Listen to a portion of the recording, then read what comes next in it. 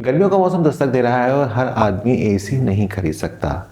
कुछ लोग कूलर्स भी खरीदते हैं और कुछ लोगों के पास पैसे इतने नहीं होते कि वो एक मुश्त दे पाएं।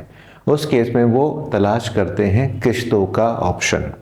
ऐसे में सवाल उठता है कि क्या किश्तों पर कूलर मिल जाता है या नहीं मिलता। अच्छा मिलता है तो कौन से ऐसे ऑप्शंस हैं, क्या रिक्वायरमेंट हमारे पास होनी चाहिए, यानी कि कौन कौन से डॉक्यूमेंट्स की ज़रूरत आपको पड़ती है।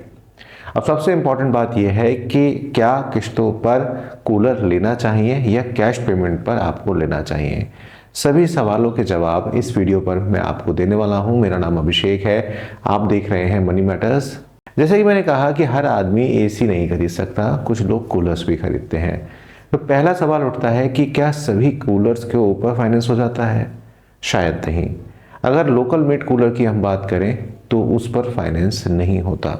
अच्छा, कितने महंगे कूलर के ऊपर फाइनेंस होता है? ध्यान रखिएगा, 10 से 15 हज़ार की रेंज वाले कूलर के ऊपर ही फाइनेंस होता है। अगर आप चाहें कि 3,000 रुपये या 4,000 या 5,000 रुपये तक के कूलर में फाइनेंस हो जाएगा तो शायद नहीं होगा।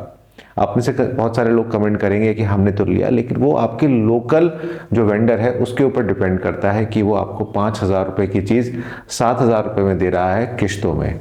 तो ये डिपेंड करता है कि आप इतना महंगा लेना चाहते हैं या नहीं लेना चाहते। लेकिन जो कंपनी के कूलर होते हैं, जैसे कि आपका महाराजा हो गया, हैवेल्स हो गया, और जो महंगे महंगे कूलर्स आते हैं उनके ऊपर इजीली आपको फाइनेंस मिल जाता है।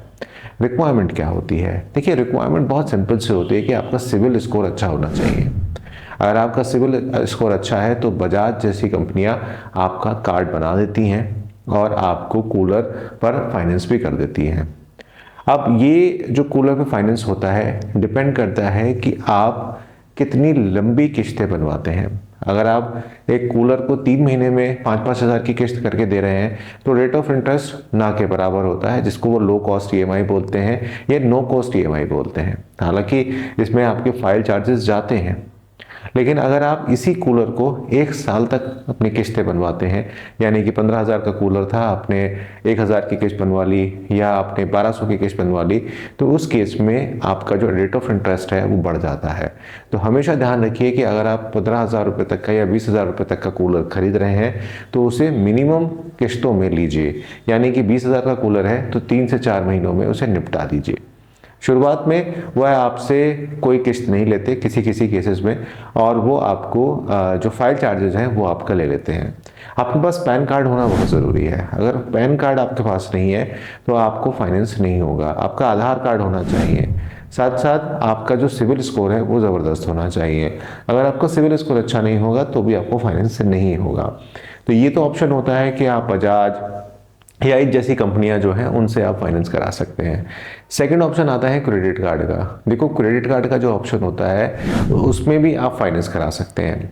अब उसमें बहुत सारे जो कंपनीज हैं उस पर कैशबैक आता है, तो सेम प्रोसेस रहती है। आप 15,000 का या 20,000 का कूलर जो है वो खरीद लो अपने क्रेडिट कार्ड पे, जो भी आपके पास क्रेडिट कार्ड है, और उसको फिर आप ईएमआई में कन्वर्ट करा सकते हो।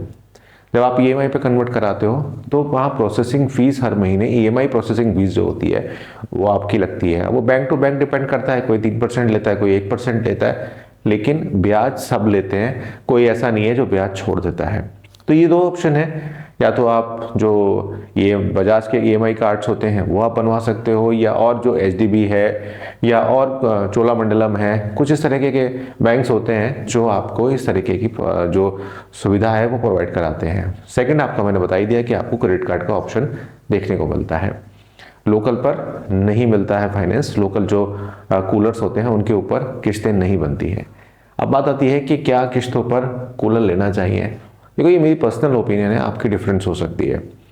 यार, कोशिश करो कि आप इसको कैश पेमेंट पे लो, और कोशिश करो कि एक कंपनी में जाने से पहले आप अपने लोकल जो कूलर बनते हैं उन्हें देखो, क्योंकि कंपनी के जो कूलर होते हैं वो हमेशा महंगे होते हैं, और जो लोकल कूलर होते हैं उनमें प्राइस डिफरेंस काफ़ी हद तक होता है। या आप बनवा भी सकते हो कूलर के पास ऑप्शन होती है कि आप अपना पंखा, मोटर सब उसमें लगवा सकते हो। किस्तों पर कूलर खरीदना मैं कहूँगा उसी केस में खरीदिए कि जब आपका बहुत ज़्यादा टाइट है मामला, नहीं तो कोशिश करिए कि 10 से 15,000 रुपये या 20,000 रुपये की आप अरेंज कर लें अपने किसी रिश्तेदार से और उसके बाद कूलर खरीद लें। वहाँ पर आपको हो सकता है इतना इंटरेस्ट नहीं देना पड़ेगा, 0 इंटरेस्ट रहेगा, लेकिन अगर आप फाइनेंस करा के लेंगे आपको इंटरेस्ट यहाँ पर देना पड़ेगा। तो उम्मीद करता हूँ कि आपको ये सारी चीज़ समझ में आ गई होंगी और अब आप डिसाइड कर लीजिए कि आपको किस्तों पर कूलर खरीदना है या कैश पेमेंट पर आपको कूलर खरीदना है। मुलाकात होगी नई वीडियो में, तब तक अपना ध्यान रखें, चैनल के साथ यूं ही जुड़े रहें।